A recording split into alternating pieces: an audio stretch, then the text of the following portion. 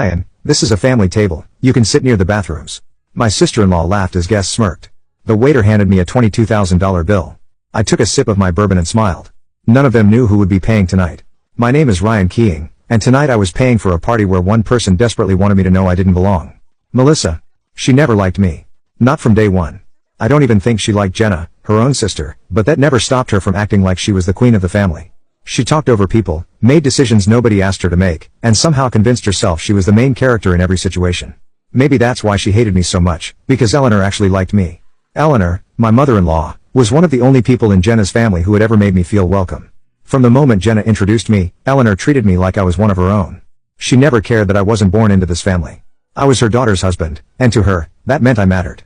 And Melissa hated that because Melissa had a problem with men. Not in the I don't need a man way, no, that would have been fine. But she was bitter, angry, the kind of person who thought every guy was trash because her own marriage had crashed and burned.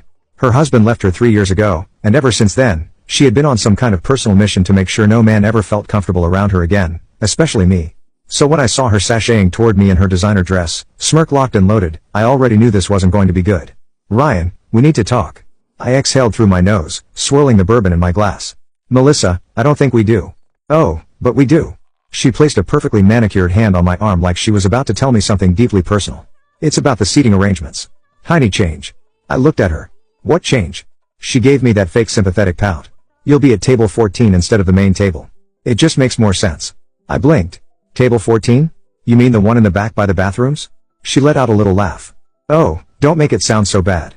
It's still a great seat. Melissa. I set my drink down. I organized this party. I paid for this party. And you're telling me I don't get to sit at the table with my own wife? She tilted her head, looking so pleased with herself. Ryan, it's just, well, it's a family table. I let out a slow, humorless laugh. I'm literally married to Jenna. Exactly, she said as if that proved her point. Jenna is family. She waved a hand in the air, here, of course. I stared at her. Did Eleanor approve this? That made her hesitate, just for a second. Eleanor is too busy enjoying her night to worry about seating charts, she said smoothly. So I took care of it. You understand? Oh, I understood. I understood perfectly.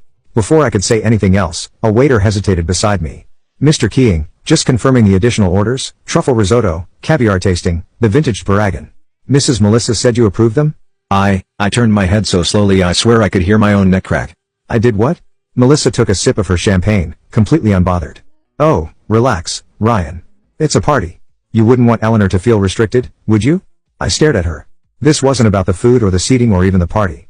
This was about control. About reminding me that in her version of this family, I was just a guest. I took out my phone, scrolling through my banking app, and tapped the restaurant tab, leaving it completely open, no limits, no restrictions. You know what? I said, looking her dead in the eyes. You're right. Her smirk widened. Finally, you're seeing reason. I smiled back. Go crazy, Melissa. I patted her on the shoulder. Really, order whatever you want. She narrowed her eyes. What are you playing at? I finished my drink and set the glass down with a quiet clink. Nothing. And then I walked away. Melissa thought she had won. By the end of the night, she'd be the one paying for it. I walked away from Melissa, feeling her eyes burning into my back. I didn't have to turn around to know that she was fuming, probably already plotting whatever petty little move she thought would put me in my place. Let her. I wasn't playing defense anymore. I headed straight for Jenna, who was laughing with Eleanor near the head table. The second Eleanor spotted me, her face lit up. Ryan, darling, come here. She reached for my hand, squeezing it warmly. I was just telling Jenna how perfect everything is tonight. You really outdid yourself. I smiled, the tightness in my chest loosening just a bit. Anything for you, Eleanor. Jenna turned toward me, her brows knitting together. Hey, where have you been? You look, she paused, searching for the right word. Like he's been dealing with Melissa, Eleanor finished, rolling her eyes. Jenna groaned. What did she do this time? I forced a smile. Nothing I can't handle, Eleanor sighed, rubbing her temples. I swear, that girl thrives on making everyone miserable. You know, she actually tried to tell me I should sit at the second table because, and I quote, the young generation should take the spotlight. Jenna's jaw dropped. She what? I let out a low chuckle. Yeah, well, apparently, I'm sitting at table 14. Near the bathrooms. Jenna's expression darkened. Oh, no. Don't worry about it, I said. Melissa thinks she's running the show. Let's see how she handles it when the curtain falls.